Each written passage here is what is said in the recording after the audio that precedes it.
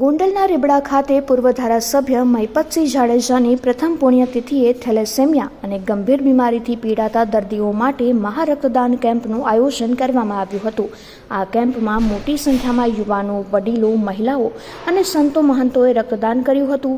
ગોંડલ સહિતની બ્લડ બેંકોની ટીમ સતત ખડે પગે રહી હતી। રક્તદાન કેમ્પમાં 3470 બોટલ રક્ત એકત્ર થયું હતું। ઉપરાંત રક્તદાન કેમ્પના આયોજક રાજદીપસિંહ જાડેજા અને રૂચસિંહ જાડેજા સહિત જાડેજા પરિવાર ઉપરાંત 5000 લોકોએ અંગદાનનો સંકલ્પ કર્યો હતો।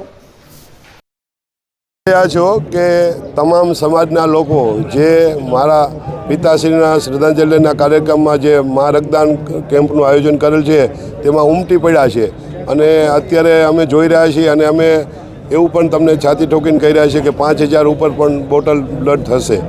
આપ સૌ જોઈ રહ્યા છો મારા દાદા બાપુ મહિપતસિંહ બાપુની પ્રથમ પુણ્યતિથિ છે આજરોજ અને ગોંડલ તાલુકા કે રાજકોટ જિલ્લામાંથી અમારા પરિવાર સાથે જોડાયેલા ઝાઝી સંખ્યામાં ઉમટી પડ્યા છે બધા લોકો, બીજી જાહેર જનતામાંથી અને અમારા પરિવારને ચાહવાવાળા વર્ગ બધાએ લગભગ આશરે જગ્યા ટૂંકી પડી છે। 250 બેડની અમે વ્યવસ્થા રાખી હતી પણ 250 બેડ ફૂલ છે અને બહુ ઝાઝું વેઇટિંગ છે, અડધી કલાક સુધીનું લાઈન છે।